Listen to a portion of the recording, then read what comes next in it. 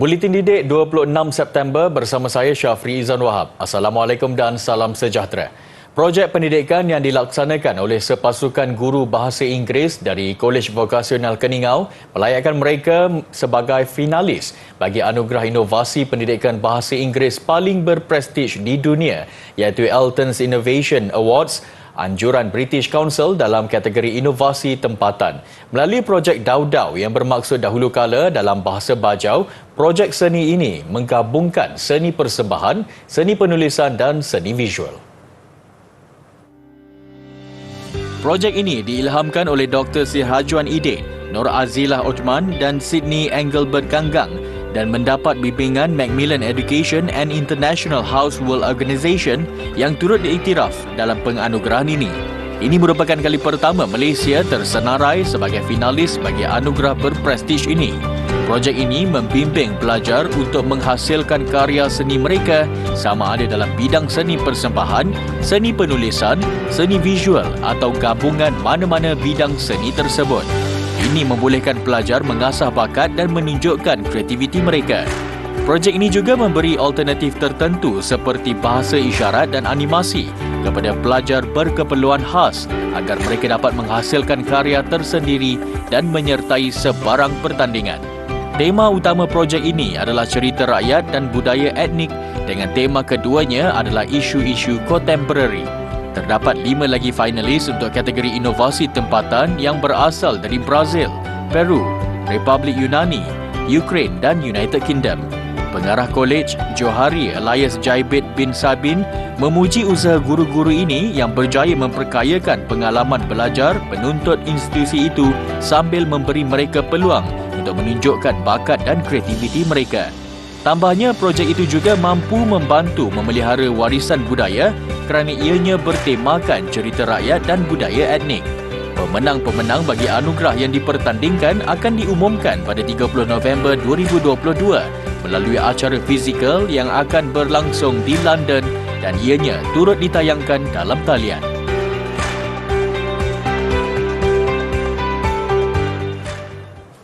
Sesuatu yang wajar dipuji, keberanian 5 pelajar jurusan teknologi automotif Kolej Vokasional Keningau membentangkan projek inovasi automotif mereka di The International Conference on Chemical and Biological Sciences pada 20 September 2022 yang berpusat di Nigeria.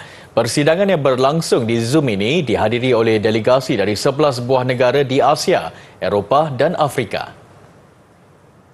5 pelajar tersebut adalah Carlson Norman, Idham Sahaidanan, Ednat Losiman, Muhammad Zulkarnain dan Khairi Syafwan Waimin. Mereka membentangkan inovasi jet gunting yang berasaskan kuasa bateri di mana ianya tidak memerlukan tenaga manusia untuk beroperasi sepenuhnya. Tujuan inovasi ini diciptakan adalah untuk memudahkan mekanik kereta dan pemandu kereta agar proses mengangkat badan kereta lebih mudah, selamat dan cekap. Biarpun sekadar pembentangan, namun ia dilihat dapat meningkatkan kemahiran berkomunikasi terutamanya dalam bahasa Inggeris serta membantu untuk meningkatkan kemahiran menyelesaikan masalah. Ucapan Perdana Menteri dalam Bahasa Melayu pada Perhimpunan Agung Pertubuhan Bangsa-Bangsa Bersatu PBB baru-baru ini bukan sahaja mengukir sejarah, bahkan membuka mata pemimpin antarabangsa. Langkah itu juga dilihat menjadi penada aras dalam memartabatkan bahasa Melayu yang turut digunakan oleh 300 juta penduduk dunia. Penggunaan bahasa Melayu pada persidangan unggah juga bakal menambah bilangan bahasa formal yang diluluskan PBB. Selain penggunaan bahasa Inggeris, beberapa bahasa lain digunakan oleh pemimpin seluruh dunia ketika berucap pada persidangan unggah. Antaranya bahasa Arab, Mandarin, Perancis, Rusia dan Sepanyol. Beliau menggunakan bahasa Malaysia secara teknikal dengan mengemukakan fakta dan mesej yang tegas dan berani. Dan ini menarik banyak pemimpin-pemimpin negara di seluruh dunia untuk bukan sahaja memahami ucapan itu dalam bentuk ahli bahasanya, tetapi juga cuba memahami perakata-perakata penting seperti yang diucapkan oleh beliau, mana bersatu teguh bercerai roboh. Dan ini mungkin akan menggantikan perakata hari ini yang kebanyakan dipetik daripada bahasa Latin. Kemarin Perdana Menteri mencipta sejarah sebagai pemimpin pertama Malaysia yang berucap menggunakan bahasa Melayu sepenuhnya pada perhimpunan diplomatik terbesar di New York, Amerika Syarikat.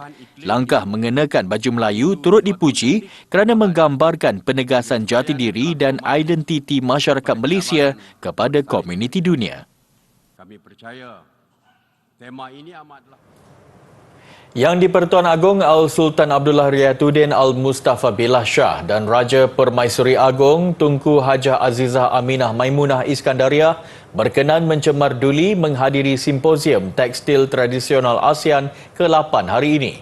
Ia menghimpunkan ramai penggiat seni tekstil, artisan dan penenun dari seluruh Malaysia, ASEAN dan rantau lain untuk berkongsi maklumat mengenai keunikan tekstil masing-masing. Ketibaan Seri Paduka berdua turut diiringi oleh Pemangku Raja Pahang Tengku Hassanal Ibrahim Alam Shah dan disambut tetamu kehormat yang hadir. Simposium Dwi Tahunan Anjuran Yayasan Tenun Pahang Diraja yang diadakan mulai 25 hingga 30 September ini turut dihadiri Menteri Pengajian Tinggi Datuk Seri Dr. Noraini Ahmad. Sebanyak 17 kertas kerja akan dibentangkan oleh 13 negara antaranya Brunei Darussalam, Indonesia, Kemboja, Kanada, India, Filipina dan Myanmar dalam simposium ini bagi membincangkan berkaitan pemeliharaan dan kelestarian tekstil tenunan asli di rantau ASEAN.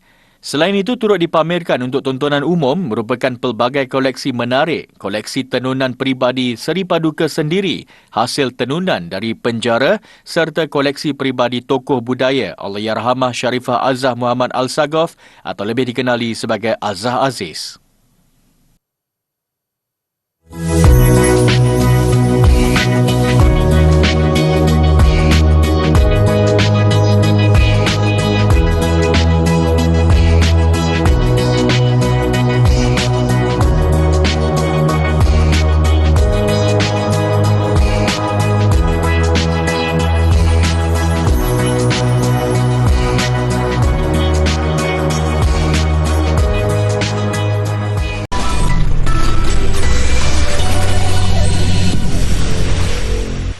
Golongan pelajar dan belia dijangka menjadi sasaran baharu sindiket penipuan dalam talian atau scammer, terutama membabitkan urusan pinjaman wang serta keldai akaun dengan menggunakan pelbagai modus operandi jenayah cyber pada masa depan.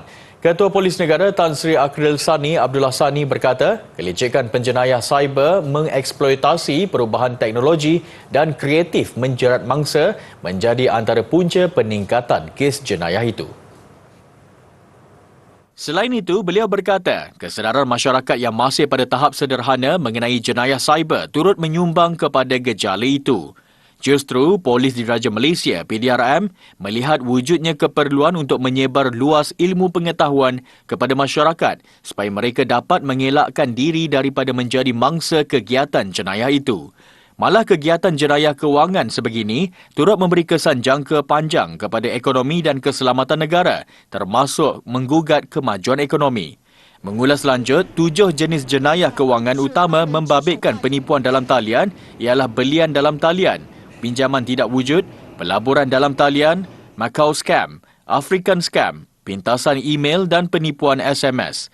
7 kategori itu menunjukkan trend peningkatan dalam tempoh 3 tahun iaitu 13,703 kes membabitkan kerugian RM539 juta pada 2019 meningkat kepada 17,227 kes dengan kerugian RM511.2 juta pada 2020 disusuli 20,701 kes dengan kerugian RM560.8 juta pada tahun lalu.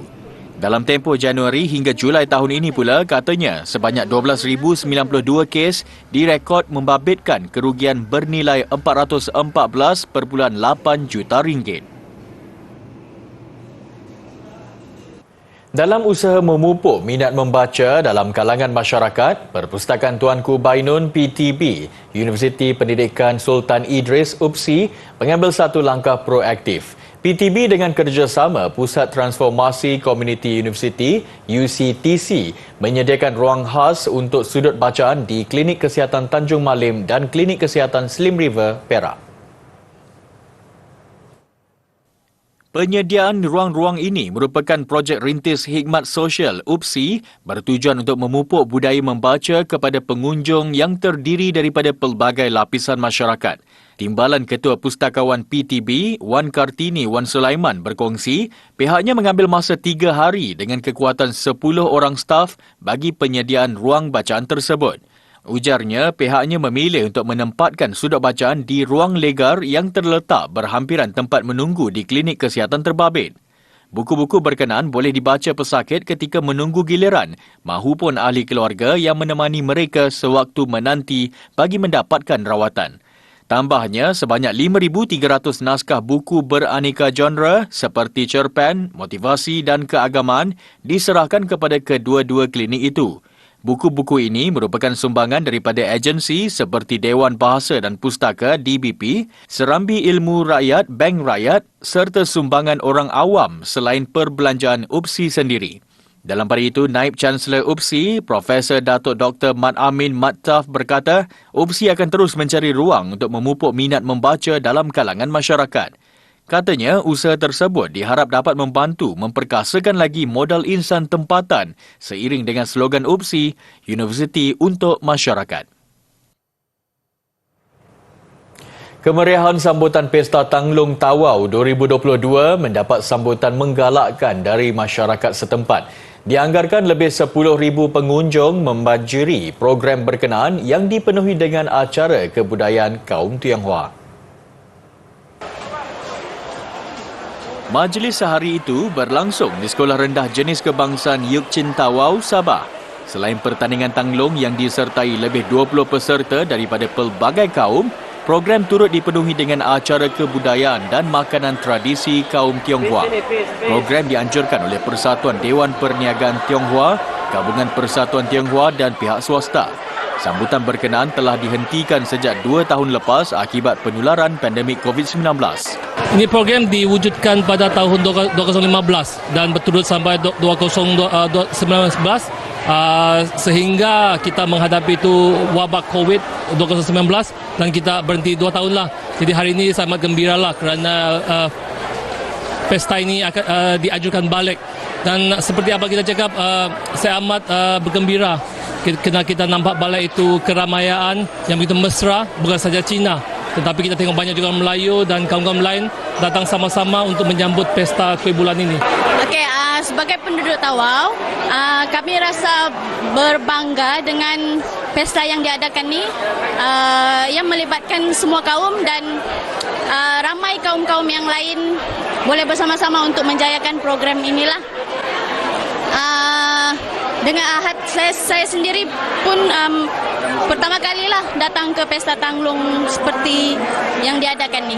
Very happy lah after 2 years of COVID. So ini kali kami boleh datang untuk ini perayaan beramai-ramai lah. So very happy to see that. Oh, kalau kita tengok setiap kaum pun datang. Nah, so berbilang kaum lah orang datang. Tidak kira bangsa, agama.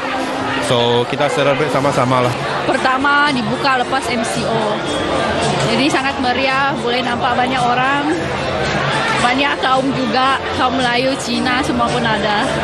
Pesta Tanglong dikenali sebagai perayaan musim luruh atau perayaan kuih bulan dan secara tradisinya pesta ini menandakan berakhirnya musim menuai. Dalam pada itu, seramai 5 kumpulan pelajar dari Kolej Vokasional menyertai pertandingan kreativiti mencipta tanglong sempena Pesta Tanglong Tawau 2022. Selain mencungkil bakat dan kreativiti pelajar, inisiatif bagi menyertai pertandingan itu bertujuan memeriahkan sambutan pesta kaum Tionghoa berkenaan. Penyertaan julung kali pelajar berkenaan telah mempamerkan kreativiti dan inovasi masing-masing melalui tanglong yang dihasilkan.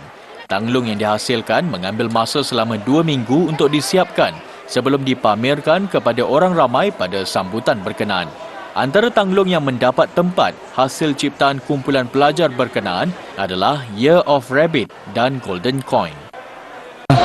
Dan College Vocational, kita punya warga akan sentiasa mengikuti semua aktiviti yang dianjurkan, khususnya di daerah Tawau ini, untuk sekurang-kurangnya mempromosikan College Vocational sebagai salah satu institusi pendidikan yang multi-skill. Apa aktiviti pun kami akan turut serta. Sebab pelajar-pelajar kita sememangnya berkemampuan dan berkebolehan dalam menunjukkan apa jua kemahiran, skill yang dipertandingkan. Pengalaman kadang-kadang kerjasama kami dari kelasmate, saya semua kelas gitu. Kerjasama, lepas tu kami kami akan bagi kumpulan. Jadi kumpulan tu takkan pernah ibarat macam rasa tersaing lah begitu. Kami sama-sama saling memaham perasaan masing-masing. Sehubungan itu, pelajar kolej berkenaan berharap pertandingan seperti itu akan diteruskan pada tahun hadapan bagi membolehkan mereka menyertainya semula.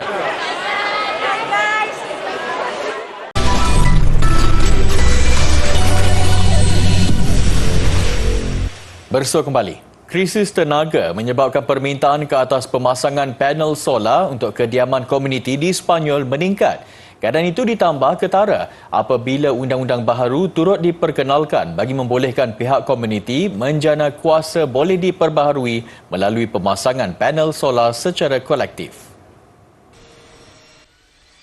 Penduduk di kediaman Rosa Luxemburgo di Madrid antara yang mula mengamalkan kaedah itu.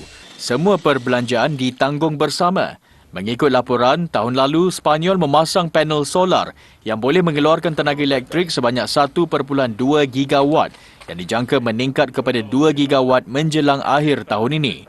Ini juga serentak penarikan balik cukai matahari pada tahun 2018 yang memberi kesan kepada pemasangan panel solar.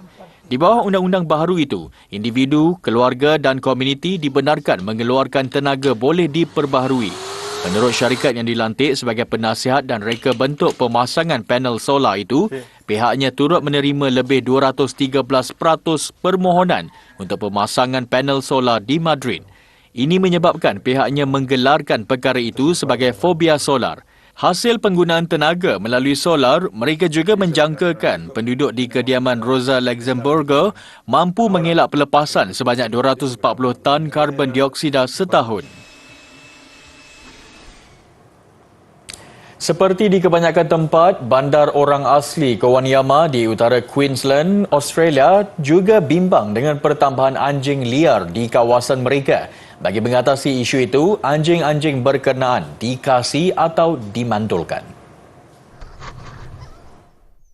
Menurut pegawai pengawal anjing, Samuel Hudson, masalah itu berpunca daripada sikap tuan punya anjing itu sendiri. Katanya, anjing-anjing itu tidak lagi dipedulikan apabila ia tua, sudah tidak pandai lagi menguruskan diri mereka atau comot. Ini menyebabkan anjing-anjing berkenaan menjadi liar. Selain sering bergaduh sesama mereka, kumpulan anjing liar itu juga menyerang binatang ternakan seperti kuda dan kadang-kadang manusia.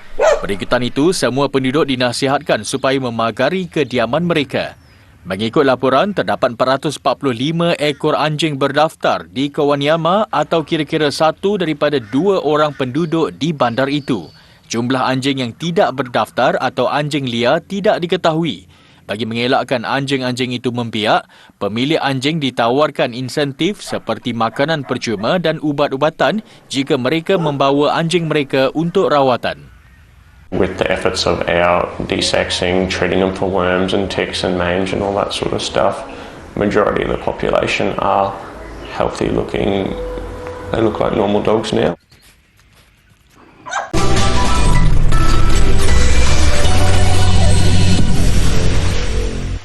Sukan. Mara ke perlawanan akhir mengalahkan tuan rumah menerusi sepakan penalti. Tuah tidak lagi menyebelahi Harimau Malaya. Pada perlawanan akhir Piala Raja Thai menentang Tajikistan, Harimau Malaya tewas 0-3 menerusi penentuan sepakan penalti selepas kedua-dua pasukan buntu mencipta jaringan pada permainan masa sebenar. Hujan lebat nyata menjejaskan kerancakan perlawanan akhir. Harimau Malaya ranking ke-148 dunia menentang Tajikistan ranking ke-109 dunia. Meskipun ada beberapa pergerakan menarik yang berjaya dicipta kedua-dua pasukan, mereka buntu mencari jaringan. Kemasukan pemain pengganti juga gagal mengubah keadaan dengan kedudukan tanpa jaringan kekal sehingga whistle penamat. Dan pemenang terpaksa ditentukan menerusi penentuan sepakan penalti. Awalnya, peluang berpihak kepada Harimau Malaya apabila penjaga gol Shihan Hazmi bijak membaca helah yang cuba dilakukan kapten pasukan Tajikistan Aktam Nazarov. Begitupun segala-galanya mula tidak menjadi apabila sepakan pertama ketua pasukan Harimau Malaya, Dion Kuls, ditampan penjaga gol lawan Rustam Yatimov. Dengan keyakinan mula berpihak Tajikistan, sepakan kedua Harimau Malaya yang diambil Nazmi Faiz Mansur turut dihalang penjaga gol lawan. Kekecewaan Harimau Malaya berterusan apabila sepakan ketiga yang diambil Safawi Rashid sekadar menggegar palang gol. Rustam Soirov kemudian tenang mencipta jaringan membolehkan Tajikistan bergelar juara menerusi keputusan 3-0. Sekaligus kejuaraan sulung Tajikistan dalam sejarah Piala Raja Thai sejak dipertandingkan pada 1968.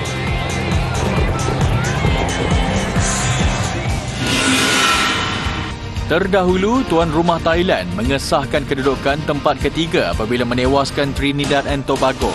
Thailand membuka jaringan pada minit ke-21 menerusi Chanarong untuk kedudukan 1-0 pada babak pertama.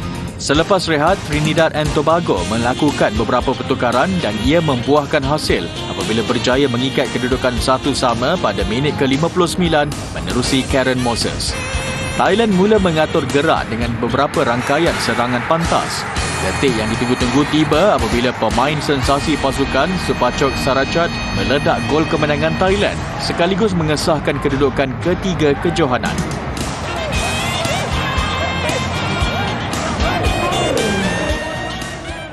Ini pula pertandingan bola sepak Piala Raja Perlis. 3 trofi kejuaraan utama menjadi rebutan yang turut disaksikan Raja Muda Perlis Tuanku Said Faizuddin Putra Jamalul Lail. Kategori merebut kejuaraan trofi bawah 17 tahun menemukan pasukan tuan rumah. Sekolah Menengah Kebangsaan Said Hassan menentang Sekolah Menengah Kebangsaan Mutiara Impian dari Pulau Pinang. SMK Said Hassan menampilkan kelas tersendiri, muncul juara dengan keputusan 3-1.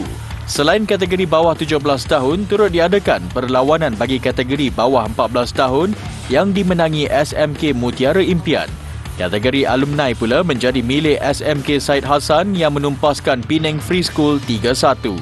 Majlis penyampaian hadiah disempurnakan Raja Muda Perlis Tuanku Said Faizuddin Putra Jamalul Lail. Mengakhiri buletin D-Day, lebih 100 peluncur dengan pelbagai kostum karakter filem dan ikon terkenal menyertai Karnival Udara Tahunan di Pergunungan Alps, Perancis. Saya Syafrizan Wahab, salam hormat dan jumpa lagi. Assalamualaikum.